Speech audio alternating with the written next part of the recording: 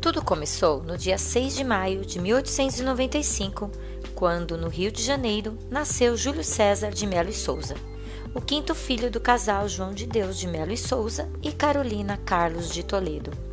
Mas foi em Queluz que João e Carolina se conheceram. Mudaram-se para o Rio e, depois de certo tempo, voltaram a Queluz, onde Júlio cresceu. Carolina, conhecida como Dona Sinhá, dirigia a escola pública que funcionava na sala de estar de sua casa. Júlio e a irmã Julieta ajudavam a mãe distribuindo cadernos, anotando lições, limpando a lousa e balançando o bercinho onde a irmãzinha Olga costumava dormir. Júlio era uma criança bem ativa e cheia de imaginação. Travesso, gostava de inventar brincadeiras com os sapos do quintal e da beira do rio Paraíba. Quando adulto, amigos lhe presenteavam com réplicas de sapos de louça, de madeira, de ferro. Em 1908, com apenas 12 anos, criou a revista R, sua primeira obra literária. Ele era o diretor, o redator e o ilustrador. Era um caderno com folhas dobradas, costuradas à mão, escrito com caneta tinteiro e ilustrada com desenhos feitos à mão livre, por ele mesmo. Usava guache e lápis de cor. Júlio César estudou como aluno interno no Colégio Pedro II e tinha aula com o professor de português José Júlio da Silva Ramos, membro da Academia Brasileira de Letras. O professor passava redações como tarefa e o aluno que não fazia não poderia voltar para casa no final de semana. Júlio então escrevia diversas delas e as vendia aos colegas.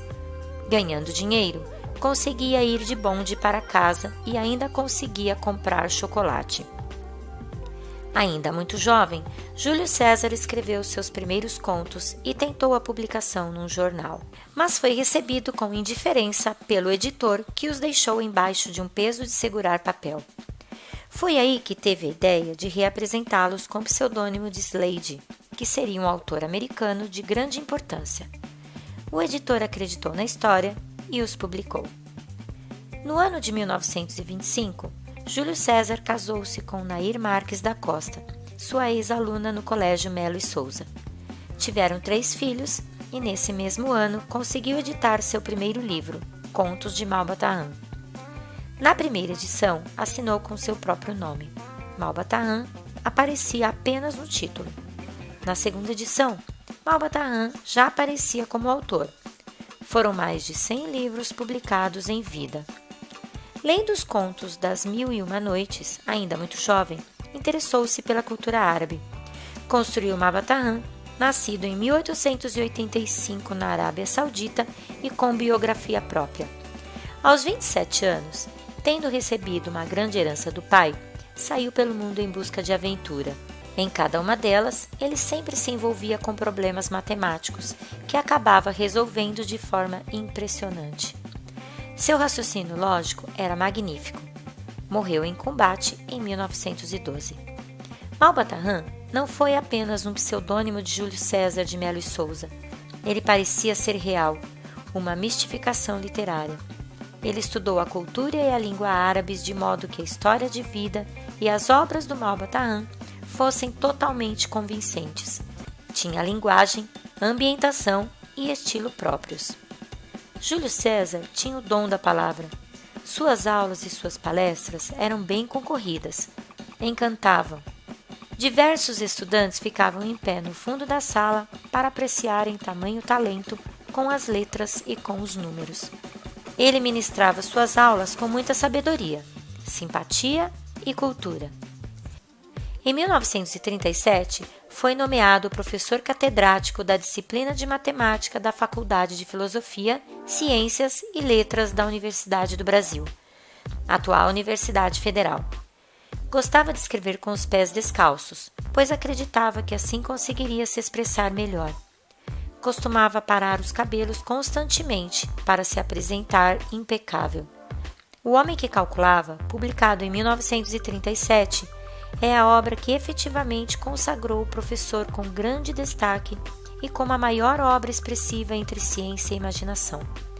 Malba-Tahan juntou o saber matemático e os contos árabes numa grande aventura com resolução de desafios e problemas diversos solucionados pelo persa Beremiz Samir, o principal protagonista da obra. Ele conseguiu reunir em seus contos aventura, romance, informações históricas e culturais, fantasia, jogos, desafios e raciocínios matemáticos. O livro foi traduzido para diversas línguas e vendeu milhões de exemplares. É referência em salas de aula de todo o país e reconhecido no âmbito internacional. Suas histórias sempre tinham um final surpreendente, muitas vezes de fundo moral e filosófico, buscando colaborar para a formação de jovens leitores e do público em geral. O exemplo mais conhecido do livro O Homem que Calculava é o da Partilha dos 35 Camelos. Vale a pena fazer uma leitura dessa obra e apreciar tão maravilhosa explicação com desfecho justo, surpreendente e fascinante. Destacou-se pela originalidade, por apresentar uma linguagem literária de beleza ímpar e imensa contribuição para a educação matemática.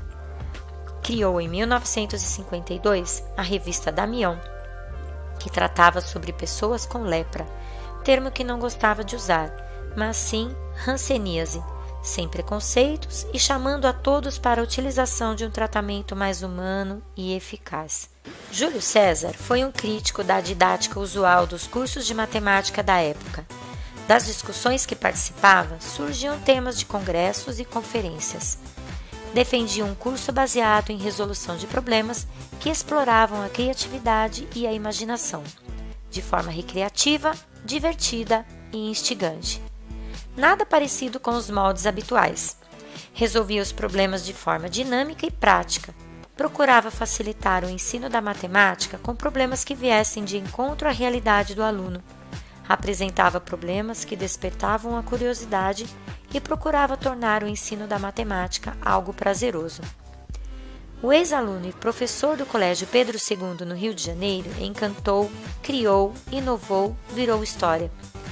Foi catedrático na Escola Nacional de Belas Artes, catedrático na Faculdade Nacional de Arquitetura e catedrático no Instituto de Educação do Rio de Janeiro. Foi tema de diversas dissertações de mestrado e teses de doutorado. Júlio César faleceu em 18 de junho de 1974, com 79 anos, em Recife. Sofreu um infarto enquanto se preparava para ministrar aulas num curso para professores. Em sua mesa de trabalho, foram encontradas algumas cartas que acabara de responder. Não teve tempo de enviá-las. Estavam lá também alguns originais de livros inéditos, esperando a publicação. No dia 6 de maio de 1995, no Rio de Janeiro, inicia-se as comemorações para o Dia da Matemática, em homenagem à data de nascimento de Júlio César de Melo e Souza, o Malbatarran. Mas foi só em 2013, através da Lei 12.835, que criou-se o Dia Nacional da Matemática no dia 6 de maio, homenageando o tão ilustre professor de trajetória singular, contador de histórias árabes, escritor e precursor de uma nova forma de ensinar a até então tão temida ciência.